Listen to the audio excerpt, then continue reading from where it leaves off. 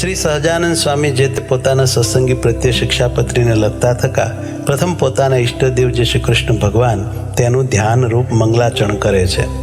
હું જે તે મારા હૃદયને વિશે શ્રી કૃષ્ણ ભગવાનનું ધ્યાન કરું છું તે શ્રી કૃષ્ણ કેવા છે? તો જેના ડાબા પડખાને વિશે રાધિકાજી રહ્યા છે અને જેના વક્ષસ્થળને વિશે લક્ષ્મીજી રહ્યા છે અને વૃંદાવનને વિશે વિહારના કરનારા છે અને વૃત્તાલય ગામને વિશે રહ્યા એવા જે સહજાનંદ સ્વામીજી અમે જે તે નાના પ્રકારના જે સર્વે દેશ તેમને વિશે રહ્યા એવા જે અમારા આશ્રિત સર્વે સત્સંગી તેમને ઉદ્દેશીને શિક્ષાપત્રીને લખીએ છીએ. શ્રી ધર્મદેવ થકી છે જન્મ જેમનો એવા જે અમારા ભાઈ રામપ્રતાપજી તથા ઈચ્છારામજી તેમના પુત્ર જે અયોધ્યા પ્રસાદજી નામે અને રઘુવીર નામે જેને અમે અમારા દત્તપુત્ર કરીને સર્વ સત્સંગીના આચાર્યપણાને વિશે સ્થાપન કર્યા છે તથા અમારા આશ્રિત એવા જે મુકુંદાનંદ આદિક નૈષ્ટિક બ્રહ્મચારી તથા અમારા આશ્રિત જે મયારામ ભટ્ટ આદિ ગ્રસ્ત સત્સંગી તથા અમારા આશ્રિત જે સુવાસની અને વિધવા એવી સર્વે બાઈઓ તથા મુક્તાનંદ આદિક જે સર્વે સાધુ એ સર્વે તેમણે પોતાના ધર્મની રક્ષાના કરનારા અને શાસ્ત્રને વિશે પ્રમાણરૂપ અને શ્રીમદ નારાયણની સ્મૃતિઓ સહિત એવા જે અમારા રૂડા આશીર્વાદ તે વાંચવા અને આ શિક્ષાપત્રી લખ્યાનું જે કારણ છે તે સર્વે તેમણે એકાગ્ર મને કરીને ધારવું અને આ શિક્ષાપત્રી જે અમે લખી છે તે સર્વે જીવના હિતની કરનારી છે અને શ્રીમદ ભાગવત પુરાણ આદિક જે સત્શાસ્ત્ર તેમણે જીવના કલ્યાણને અર્થે પ્રતિપાદન કર્યા એવા જે અહિંસા આદિક સદાચાર તેમને જે મનુષ્ય પાળે છે તે મનુષ્ય જે તે આલોક ને પરલોકને વિશે મહાસુખિયા થાય છે અને તે સદાચારનું ઉલ્લંઘન કરીને જે મનુષ્ય પોતાના મનમાં આવે એમ વર્તે છે તે તો કુબુદ્ધિવાળા છે અને આલોક ને પરલોકને વિશે નિશ્ચય મોટા કષ્ટને જ પામે છે. તે માટે અમારા શિષ્ય એવા જે તમે સર્વે તેમણે તો પ્રીતિય કરીને આ શિક્ષાપત્રીને અનુસરીને જ નિરંતર સાવધાનપણે વર્તવું પણ આ શિક્ષાપત્રીનું ઉલ્લંઘન કરીને વર્તવું નહીં. હવે તે વર્ત્યાની રીત કહીએ છીએ જે અમારા જે સર્વે સત્સંગી તેમણે કોઈ જીવ પ્રાણી માત્રની પણ હિંસા ન કરવી અને જાણીને તો ઝીણા એવા જૂ માકડ ચાંચડ આદિક જીવ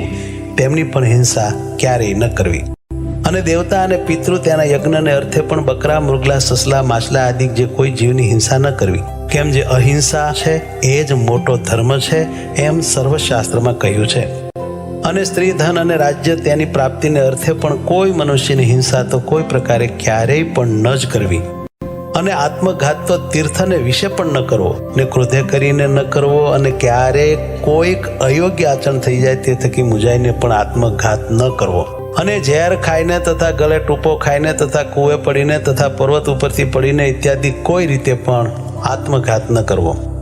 અને જે માંસ છે તે તો યજ્ઞનું શેષ હોય તો પણ આપતકાળમાં પણ ક્યારેય ન ખાવું અને 3 પ્રકારની સુરા અને 11 પ્રકારનું મદ્ય તે દેવતાનું નૈવેદ્ય હોય તો પણ ન પીવું અને ક્યારેક પોતા વતે કાંઈક અયોગ્ય આચરણ થઈ ગયું હોય અથવા કોઈ બીજા વતે અયોગ્ય આચરણ થઈ ગયું હોય તો શસ્ત્રાદિકે કરીને પોતાના અંગનું તથા બીજાના અંગનું છેદન ન કરવું અથવા ક્રોધે કરીને પણ પોતાના અંગનું તથા બીજાના અંગનું છેદન ન કરવું અને ધર્મ કરવાને અર્થે પણ અમારા સત્સંગી કોઈએ ચોરનું કર્મ ન કરવું ધણિયાતું જે કાષ્ટ પુષ્પ આદિક વસ્તુ તે તેના ધણીની આજ્ઞા વિના ન લેવી અને અમારા આશ્રિત જે પુરુષ તથા સ્ત્રીઓ તેમણે વ્યભિચાર ન કરવો અને જુગઠું આદિક જે વ્યસન તેનો ત્યાગ કરવો અને ભાંગ મફર માજમ ગાંજો એ આદિક જે કેપ કરનારી વસ્તુ તે ખાવી નહીં અને પીવી પણ નહીં અને જેના હાથનું રાંધેલ અન્ન તથા જેના પાત્રનું જળ તે ખપતું ન હોય તેણે રાંધેલ અન્ન તથા તેના પાત્રનું જળ તે શ્રી કૃષ્ણ ભગવાનની પ્રસાદી ચરણામૃતના મહાત્મ્ય કરીને પણ જગન્નાથપુરી વિના અન્ય સ્થાનકને વિશે ગ્રહણ ન કરવું અને જગન્નાથપુરીને વિશે જગન્નાથજીનો પ્રસાદ લેવાય તેનો દોષ નથી અને પોતાના સ્વાર્થની સિદ્ધિને અર્થે પણ કોઈને વિશે મિથ્યા અપવાદ આરોપણ ન કરવો અને કોઈને ગાળ તો ક્યારેય ન દેવી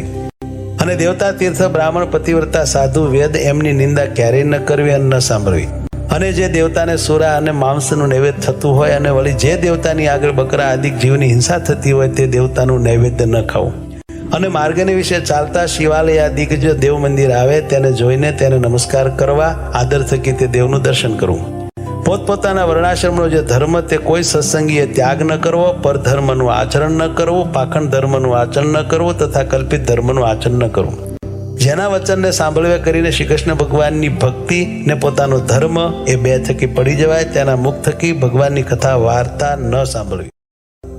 જે સત્ય વચન બોલવે કરીને પોતાનો દ્રોહ થાય તથા પારિકો દ્રોહ થાય એવું જે સત્ય વચન તે ક્યારેય ન બોલવું જે કૃતજ્ઞ હોય તેના સંગનો ત્યાગ કરવો, વ્યવહાર કાર્યને વિશે કોઈની લાંચ ન લેવી. ચોર, પાપી, વ્યસની, પાખંડી, કામી તથા કિમિયા આદિ ક્રિયાએ કરીને જનનો ઠગનારો એ 6 પ્રકારના મનુષ્ય તેમનો સંગ ન કરવો. જે મનુષ્ય ભક્તિનું અથવા જ્ઞાનનું આલંબન કરીને સ્ત્રી, દ્રવ્ય અને રસાસ્વાદ તેને વિશે અતિશય લોલુપ થકા પાપને વિશે પ્રવર્તતા હોય તેવા મનુષ્યનો સમાગમ ન કરવો. જે શાસ્ત્રને વિશે શ્રી કૃષ્ણ ભગવાન તથા શ્રી કૃષ્ણ ભગવાનના જે વારાહાદિક અવતાર તેમનું યુક્તિએ કરીને ખંડન કર્યું હોય એવા જે શાસ્ત્ર તે ક્યારેય ન માનવા અને ન સાંભળવા. ગાળ્યા વિનાનું જે જળ તથા દૂધ તે ન પીવું અને જે જળને વિશે ઝીણા જીવ ઘણાક હોય તે જળે કરીને સ્નાનાદિક ક્રિયા ન કરવી. જે ઔષધ, દારૂ તથા માંસ તેને યુક્ત હોય તે ઔષધ ક્યારેય ન ખાવું. વળી જે વૈદ્યના આચરણને જાણતા ન હોય તે વૈદ્ય આપ્યું જે ઔષધ તે પણ ક્યારેય ન ખાવું. અને લોક અને શાસ્ત્ર તેમણે મળમૂત્ર કરવાને અર્થે વર્જ્યા એવા સ્થાનક જે જીર્ણ દેવાલય તથા નદી તળાવના આરા તથા માર્ગ તથા વાવેલું ખેતર તથા વૃક્ષની છાયા તથા ફૂલવાડી બગીચા એ આદિક જે સ્થાનક તેમને વિશે ક્યારેય પણ મળમૂત્ર ન કરવું તથા થૂકવું પણ નહીં. અને ચોર માર્ગે કરીને પેસવું નહીં અને નિસરવું નહીં. અને જે સ્થાનક ધણિયાતું હોય તે સ્થાનકને વિશે તેના ધણીને પૂછ્યા વિના ઉતારો ન કરવો. અમારા સત્સંગી જે પુરુષ માત્ર તેમણે બાય માણસના મુખ થકી જ્ઞાન વાર્તા ન સાંભળ્યું અને સ્ત્રીઓ સાથે વિવાદ ન કરવો તથા રાજા સંગાથે તથા રાજાના માણસ સંગાથે વિવાદ ન કરવો. ગુરુનું અપમાન ન કરવું તથા જે અતિશય શ્રેષ્ઠ મનુષ્ય હોય તથા જે લોકને વિશે પ્રતિષ્ઠિત મનુષ્ય હોય તથા જે વિદ્વાન હોય તથા જે શસ્ત્રધારી મનુષ્ય હોય તે સર્વેનું અપમાન ન કરવું. વિચાર્યા વિના તત્કાળ કાંઈ કાર્ય ન કરવું. ધર્મ સંબંધી જે કાર્ય તે તો તત્કાળ કરવું. પોતે જે વિદ્યા ભણ્યા હોય તે બીજાને ભણાવવી. નિત્ય પ્રત્યે સાધુનો સમાગમ કરવો. ગુરુદેવ અને રાજા એ ત્રણના દર્શનને અર્થે જ્યારે જવું ત્યારે ઠાલે હાથે ન જવું. કોઈનો વિશ્વાસઘાત ન કરવો. પોતાને મુખે કરીને પોતાના વખાણ ન કરવા. જે વસ્ત્ર પહેરે છકે પણ પોતાના અંગ દેખાય એવું જે ભૂંડું વસ્ત્ર તે અમારા સત્સંગી તેમણે ન પહેરવું. શ્રી કૃષ્ણ ભગવાનની જે ભક્તિ તે ધર્મે રહી તેવી કોઈ પ્રકારે ન કરવી. અને અજ્ઞાની એવા જે મનુષ્ય તેમની નિંદાના ભય થકી શ્રી કૃષ્ણ ભગવાનની સેવાનો ત્યાગ કરવો નહીં. અને ઉત્સવના દિવસને વિશે તથા નિત્ય પ્રત્યે શ્રી કૃષ્ણના મંદિરમાં આવ્યા એવા જે સત્સંગી પુરુષ તેમણે તે મંદિરને વિશે સ્ત્રીઓનો સ્પર્શ ન કરવો તથા સ્ત્રીઓએ પુરુષનો સ્પર્શ ન કરવો. અને મંદિરમાંથી નીકળ્યા પછી પોતપોતાની રીતે વર્તવું. અને ધર્મવંશી ગુરુ થકી શ્રી કૃષ્ણની દીક્ષાને પામ્યા એવા જે બ્રાહ્મણ, ક્ષત્રિય અને વૈશ્ય 3 વર્ણના અમારા સત્સંગી તેમણે કંઠને વિશે તુલસીની બેવડી માળા નિત્ય પ્રત્યે ધારવી અને લાટ, હૃદય અને 2 હાથ એ ચારે ઠેકાણે ઉર્ધ્વ પુંડ તિલક કરવું. અને તે તિલક જે તે ગોપીચંદને કરીને કરવું અથવા ભગવાનની પૂજા કરતા બાકી રહ્યું અને કેસર કુમકુમાદિકે યુક્ત એવું જે પ્રસાદીનું ચંદન તેણે કરીને તિલક કરવું. અને તે તિલકના મધ્યને વિશે જ ગોળ એવો જે ચાંદલો તે જે તે ગોપીચંદને કરીને કરવો અથવા રાધિકાજી અને લક્ષ્મીજી તેનું પ્રસાદી એવું જે કુમકુમ તેને કરીને તે ચાંદલો કરવો. પોતાના ધર્મને વિશે રહ્યા અને શ્રી કૃષ્ણના ભક્ત એવા જે સત્શુદ્ર તેમણે તો તુલસીની માળા અને ઉર્ધ્વ પુંડ તિલક તે બ્રાહ્મણ, ક્ષત્રિય, વૈશ્યની પેઠે ધારવા. અને તે સત્શુદ્ર થકી બીજા જે જાતીય કરીને ઉતરતા એવા ભક્તજન તેમણે તો ચંદનાદિક કાષ્ટની બેવડી માળા તે ભગવાનની પ્રસાદી કરાવીને કંઠને વિશે ધારવી અને લલાટને વિશે કેવળ ચાંદલો કરવો પણ તિલક ન કરવું. અને જે બ્રાહ્મણાદિકને ત્રિપુંડ જે આડું તિલક કરવું તથા રુદ્રાક્ષની માળા ધારવી એ 2 વાના પોતાની કુળ પરંપરાએ કરીને ચાલ્યા આવ્યા હોય અને તે બ્રાહ્મણાદિક અમારા આશ્રિત થયા હોય તો પણ તેમણે તે ત્રિપુંડ અને રુદ્રાક્ષનો ક્યારેય ત્યાગ ન કરવો. અને નારાયણ અને શિવજી એ 2નું એકાત્મપણું જાણવું કેમ જે વેદને વિશે એ 2નું બ્રહ્મ રૂપે કરીને પ્રતિપાદન કર્યું છે. અને અમારે આશ્રિત જે મનુષ્ય તેમણે શાસ્ત્રે કહ્યો જે આપત ધર્મ તે અલ્પ આપતકાળને વિશે મુખ્યપણે કરીને ક્યારેય ગ્રહણ ન કરવો. અને અમારા સત્સંગી તેમણે નિત્ય સૂર્ય ઉગ્યાથી પ્રથમ જ જાગવું અને શ્રી કૃષ્ણ ભગવાનનું સ્મરણ કરીને પછી શૌચ વિધિ કરવા જવું.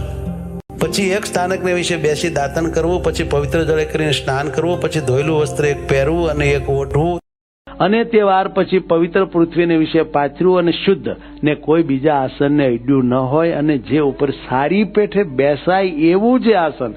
તેને વિશે પૂર્વમુખે અથવા ઉત્તરમુખે બેસીને આચમન કરવું. પછી સત્સંગી પુરુષ માત્રને ચાંદલે સહિત ઉર્ધ્વ પુંડ તિલક કરવું. અને સુવાસીની જે સ્ત્રીઓ તેમણે તો પોતાના ભાલને વિશે કુમકુમનો ચાંદલો કરવો. અને તે વિધવા સ્ત્રીઓએ પોતાના ભાલને વિશે તિલક ન કરવો અને ચાંદલો પણ ન કરવો.